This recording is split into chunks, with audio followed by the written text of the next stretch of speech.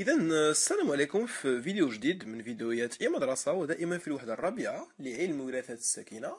سوف نرى كيفما شفنا سابقا الفصل الأول، بعدما أن رأينا المفهوم السكينة وكذلك المحتوى الجيني للسكينة.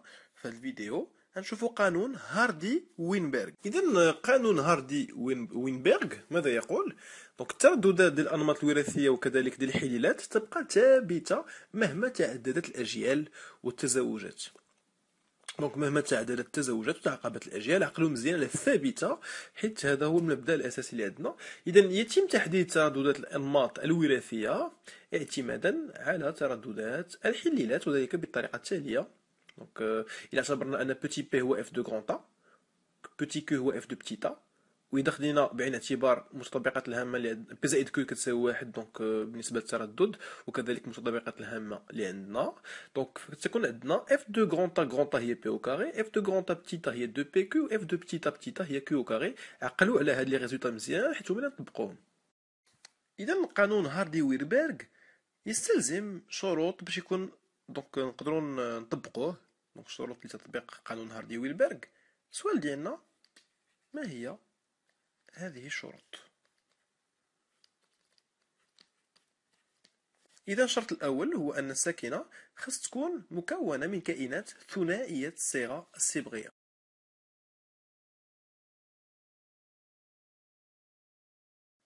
الشرط الثاني: عدد أفراد الساكنة غير محدود، يعني أن عندنا اون انفينيتي ما لا نهاية ديال الأفراد باش نقدروا نديرو ليتود تيوريك. الشرط الثالث: الساكنة يجب أن تكون مغلقة وراثيا، يعني أن عندنا حيز مسدود، حيز مغلوق، حيز مغلوق. وسط الحيز عندنا الساكنة ديالنا اللي في هذا المثال خديناها مكونة من قطعات صغيرة. الشرط الرابع: خاص يكون لجميع أفراد الساكنة نفس حظوظ التزاوج وإعطاء خلف خصيب.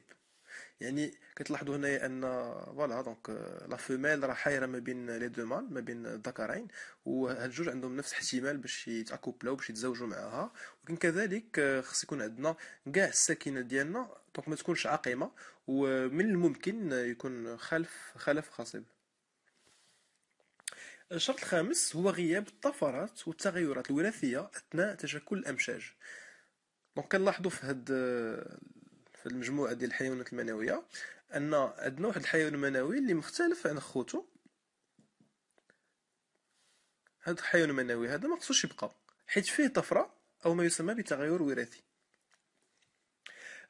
الشرط السادس هو عشوائيه التزاوجات، حيث لا يتم اختيار الشريك الجنسي، يعني ان التزاوج خصو يكون بصدفه كيف ما كتلاحظوا في هذه الانيماسيون هذه.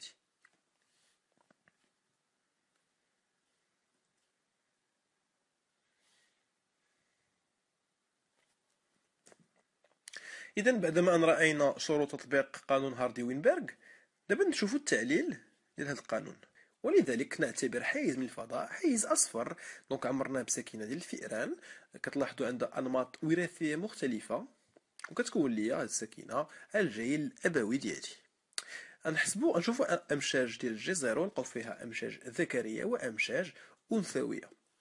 بالنسبة للأمشاج الذكرية كنحصلوا على الترددات ديال غران تا وديال بوتي تا، كنلقاوها بي صفر وكيو صفر، هاد الترددات تيكونوا متساويين. كذلك بالنسبه للامشاج الانثويه. علاش كيكونوا متساويين؟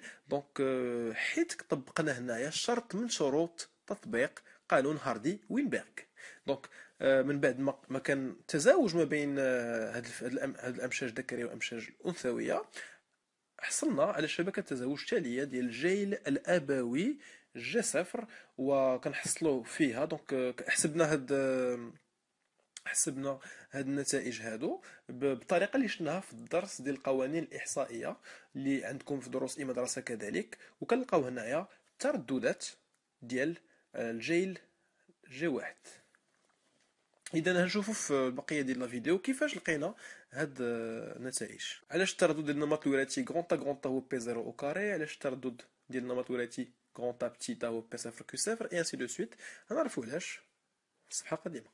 والتساؤل المهم ديالنا اللي عندنا كذلك هو: واش التردد ديال غران تا بالنسبه الجيل جي واحد كيكون مساوي للتردد ديال غونطا بالنسبة لجي صفر. يعني هل بي واحد كيساوي بي صفر، والسؤال الآخر اللي عندنا هل كيو واحد كيساوي كيو صفر. داكوغ، دونك هنا عندنا ترددات الأنماط الوراثية والحليلات اللي لقيناها قبيلة، والسؤال ديالنا دائما. دونك بالنسبة ل اف دو غرونطا كتشوفوا في شبكة التزاوج أنها كتساوي بي صفر أو كاغي. علاش؟ لأننا ضربنا احتمال ديال الحليل غرونطا الذكري في احتمال ديال الحليل غرونطا الأنثوي، حصلنا على بي زيرو أو كاري، يعني دي دومينون. نفس الشيء بالنسبة لغرونطا بتيتا. دونك لقينا بي زيرو كيو زيرو، ضفنا عليها بي زيرو كيو زيرو دو بي زيرو كيو زيرو اللي هي إبريد اش شفنا قبيلة. اف دو بتيتا كيو زيرو كاري كيف ما كيتبين لينا في شبكة التزاوج. إذا اف دو غرونطا كيف ما شفناه في الفيديو السابقة كتساوي ليا دي زائد اش سور دو. إلا عوضناه القيم بهاد النتائج اللي حصلنا عليها هنايا كنحصلو على بي زيرو عامل لي بي زيرو زائد كيو زيرو. علما أن بي صفر زائد كيو صفر كتساوي واحد، كنحصلو على اف دو غرونطا هي طبيعة الحال بي صفر. اف دو غرونطا طبيعة الحال هو بي واحد. إذا بي واحد كتساوي بي صفر. بنفس الطريقة كنحسبو اف دو بتيتا، بما أن بي زيرو بلس كيو زيرو كتساوي واحد، كنحصلو على هاد النتيجة اف دو بتيتا كتساوي كيو زيرو، يعني أن كيو واحد كيساوي كيو زيرو. تكتبها هنايا. إذا قانون هاردي وينبرغ تيكون محقق.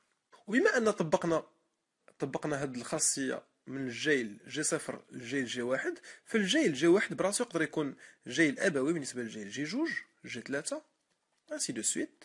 كيف ما بغى يكون الجيل كيكون عندنا هاد الخاصيات بي زيرو كتساوي بي واحد كتساوي بي ان، ونفس الحاجة بالنسبة لكيو، كيو زيرو كتساوي كيو واحد وحنا غاديين كتساوي كيو ان. إذا الآن نشوفوا تطور تردد الأنماط الوراثية بدلالة كيو حسب قانون هاردي وينبرغ. شنو هي كيو؟ كيو هو التردد ديال خدينا حليل في هذا المثال اللي هو بتيتا. إذا كنعطيكم هنا جدول ديال القيم ديال بتيتا و غرونطا وكنرسمو المبيان دونك لتطور ترددات دونك الأنماط الوراثية بالنسبة لتردد الحليل بتيتا يعني كيو. كنلاحظوا دونك المبيانات التالية الاشكال التاليه. دونك بالنسبه للنمط الوراثي بتيتا كنحصلوا على الشكل التالي. كنلاحظوا بان دونك التردد ديال النمط الوراثي بتيتا كيبدا من الزيرو في حاله دونك كيو كتساوي زيرو. علاش؟ لان شفنا قبيله ان اف دو بتيتا هي كيو زيرو او كاري ولا كيو كاري اللي بغينا. بالنسبه لغرونطا العكس، كنبداو من واحد وكنتمو نازلين حتى نوصلوا للصفر. علاش؟ لان اف دو غرونطا هو بي او كاري، وفي حالة بي كيو كتساوي زيرو اذا بي كتساوي واحد وكنبداو بواحد.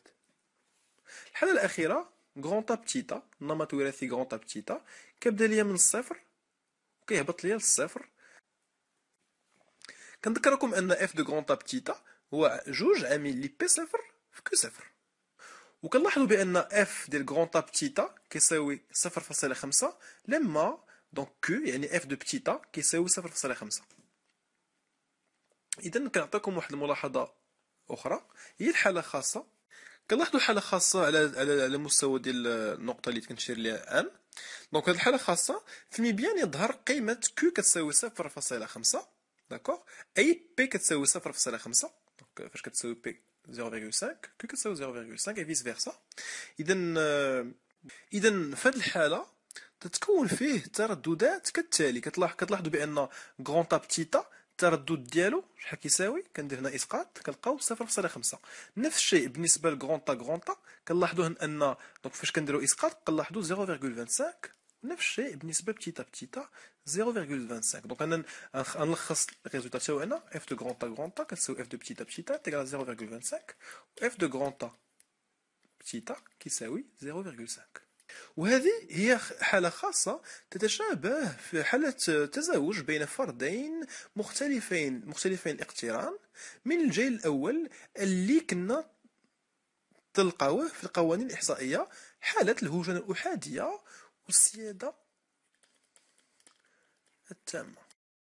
بالنسبة لتطبيق قانون هاردي وينبرغ كنميزو ما بين حالتين أساسيا. دونك حالة انتقال مورثة غير مرتبطة بالجنس وحالة انتقال مورثة مرتبطة بالجنس. في الحالة الأولى كنميزو ما بين ثلاثة ديال الحالات: حالة سيادة تامة، حالة تساوي السيادة، وحالة مورثة متعددة الحليلات. بالنسبة للانتقال المورثة مرتبطة بالجنس دونك جينيرالمون كندرسو حالة انتقال أمراض وراثية مرتبطة بالجنس. بالنسبة للحالة الأولى اللي فيها مورثة غير مرتبطة بالجنس كيف ما شفنا الحالات السابقة، دونك سيادة تامة، تساوي السيادة وهذا. دونك بي زائد كو كتساوي واحد، والترددات الحليلات دونك بتي بي كتساوي اف دو غران تا، و بتي كو كتساوي اف دو بتي ا. وكذلك كنحصلوا على ترددات الأنماط الوراثية عبر العلاقة التالية كنطلب منكم تعقلوا عليها. بالنسبة لحالة تساوي السيادة دونك نفس الحاجة، دونك تماما نفس الحاجة اللي عندنا في حالة السيادة التامة. لي ريزولتا سون لي ميم بالنسبة لتساوي السيادة. بالنسبة للحالة مورثة متعددة الحليلات، هاد المرة عندنا ثلاثة الحليلات: غران تا، غران بي، و غران سي. كنستنتجو أن بي زائد كو زائد ار كتساوي واحد. وهاد المرة تردد الأنماط الوراثية كنحصلو عليها على الشكل التالي كنطلب منكم تعقلوا عليه. أخيرا نشوف تطبيق قانون هاردي وينبرغ في حالة مورثة مرتبطة بالجنس. إذا عند ساكنة متوازنة تكون ترددات الحليلات متساوية عند الجنسين، حيث عند الذكور ترددات الأنماط الوراثية دونك بالنسبة للصبغي غران تيكس دونك غران تا، وبالنسبة للصبغي إيكغيك ما عنده والو. نفس الشيء بالنسبة دونك الصبغي غران تيكس بوتي تا، غران تيغريك ما عنده والو. هي نفسها ترددات الحليلات غران تا وبوتي تا على التوالي، يعني بتي بي و بتي كو. داكوغ دونك في هذه الحالة هذه هاد لا فورمول كاملة vous pouvez la remplacer في دماغكم بغران تا. La même chose pour grand X, petit a, grand Y, vous pouvez remplacer petit a. Donc, عند الإناث par contre, donc XA, XA, bon, XA majuscule, XA majuscule, XA minuscule, XA majuscule, X petit a, هي على التوالي P au carré, 2PQ و Q au carré. إذا كيفاش حصلنا على هذه النتائج هذه؟ عندنا شبكة تزاوج بالنسبة للذكر والأنثى. دونك بغينا نحسبوا باغ اكزومبل بالنسبة للأنثيات، دونك توزيع المظاهر الخارجية بالنسبة للأنثيات بغينا نحسبوا على سبيل المثال مظهر خارجي غران طا. دونك بالنسبة للإناث كنعرفوا بأن النمط الوراثي ديالهم كيحتوي على جوج صبغيات إكس. إذا فوقاش يكون عندي جوج صبغيات اكس، يعني في الحالات هادو اللي عندي هنايا في لي 4 بروميير كاز ديال الطابلو ديالي. دونك باش نحصلوا على غران طا كنحصلوا عليه غران طا دونك هاد لا بوسيبيليتي هادي يعني بي او كاري. الاحتمال الثاني غران طا مع بتيتا بلس بي كيو. والاحتمال الثالث بتيتا مال مع غران طا فيميل هي بي كيو، يعني دونك كنحصلوا على اف دو غران طا هي بي او كاري زائد 2 بي كيو.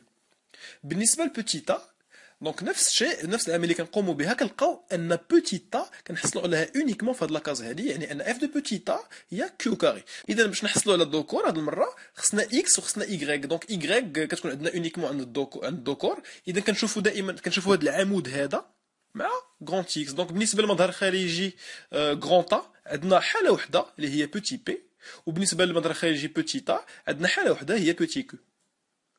الحالة الأخيرة نشوفوا حالة خاصة فاش يكون عندنا توزيع ديال المرض على أفراد ساكنة في حالة انتقال أمراض وراثية مرتبطة بالجنس. إذا في حالة حليل متنحي،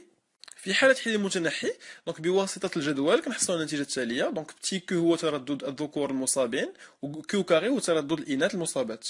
وبما أن بتي كو كبر قطعا من كيو كاري إذا الذكور أكثر إصابة. وفي حالة حليل سائد هاد المرة دونك كنلقاو بان تردد الذكور المصابين هو بتي بي، وتردد الاناث المصابات بي او كاري زائد 2 بي كيو. كنعرفوا دائما ان بي او كاري زائد 2 بي كيو كبر من بي، ومنه كنستنتجوا هاد الخاصيه هادي. اذا الاناث اكثر اصابه هاد المره. دونك كنتمنى انكم استفدتوا من هذا الفيديو، في امل اللقاء بكم في فيديو جديد من دروس اي مدرسه. شكرا.